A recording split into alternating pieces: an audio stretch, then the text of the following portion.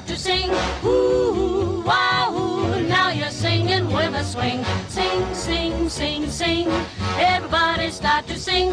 Ooh, wahoo, now you're singing with a swing.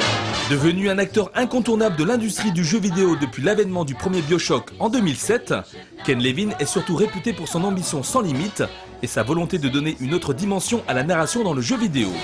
Paul! Paul! We got him!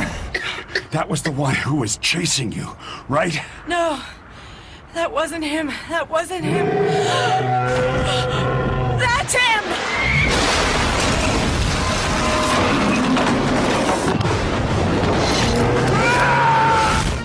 Ce souci du détail dans les histoires qu'il raconte trouve ses origines à Hollywood, là où Ken Levine souhaitait devenir un grand réalisateur.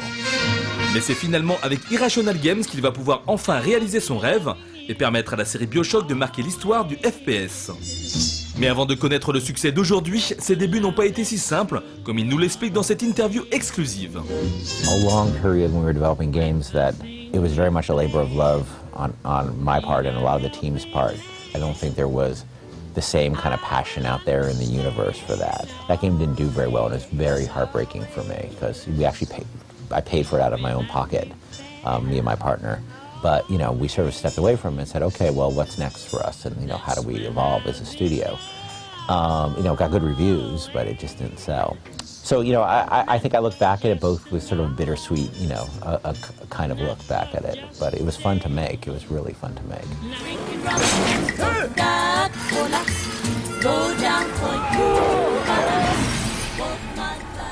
My goal was to sell 1 million units of a game. That was my big goal. And I used to have dreams about it, and not because, look, money's great. I'm not going to kid you. You know, money's nice to make. You know, the companies makes money and makes money for the publisher and all that. But what it really allowed us to do, you know, when we sold as many units of BioShock as we did, is to give us a lot more sort of artistic control and freedom and things like that. It really helped us a lot in terms of, you know, what we can do and the kind of risks we can take. Nobody was going to give us the kind of money we need to make a BioShock Infinite, you know, back then.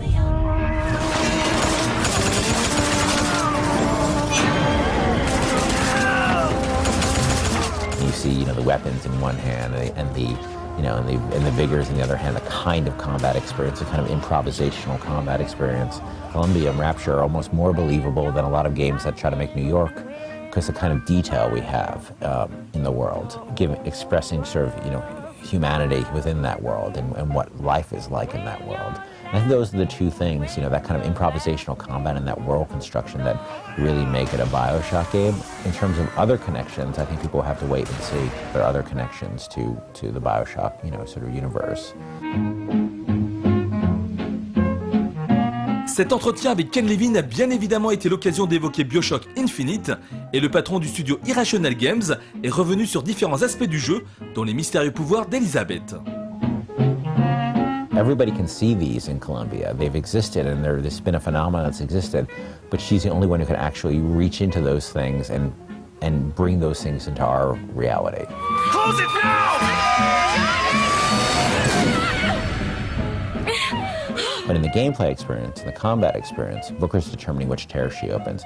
But her problem is that she says in the demo, I can't open another tear right now because she won't be able to control it. Basically, she has a limit on the number of tears she can open. There may be 3 potential tears she could open. Can you bring in that turret? I can't yet. It's too soon. I won't be able to control it. From a gameplay standpoint, the player has to choose. Do I want to bring in that turret, or do I want to bring in that skyline, or do I want to bring in those allies? Up there! I think I can help. Just tell me which one you want. That one! Now!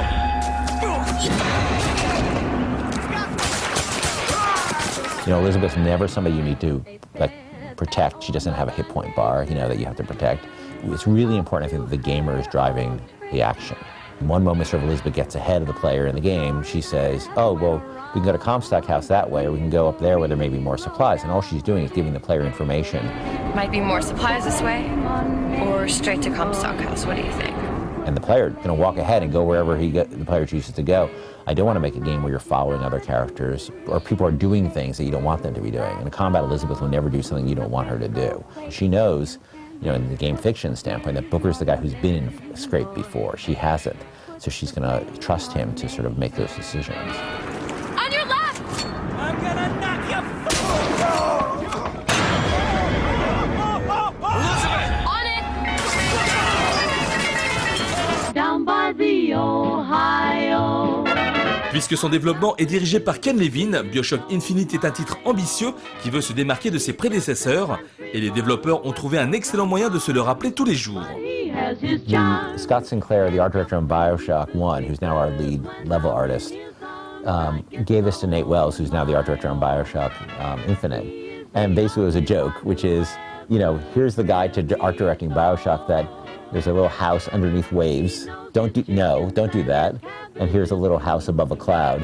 And that's, yes, do that. And that's basically all the guidance he wanted to give to Nate about this game, which is, you know, sort of internal joke we have. And it's a joke, but it's also a reminder that we're doing a very, very different game. You know, the aesthetic is very, very different. The look is very, very different. We were really able to pay off being underwater in a gameplay sense in the first game. But we're really trying to pay off being in the sky in this game, the sense of vertigo and the skylines and the feeling of these platforms that are very unstable that you're on. So, you know, I think it's a joke, but it's a good guiding principle.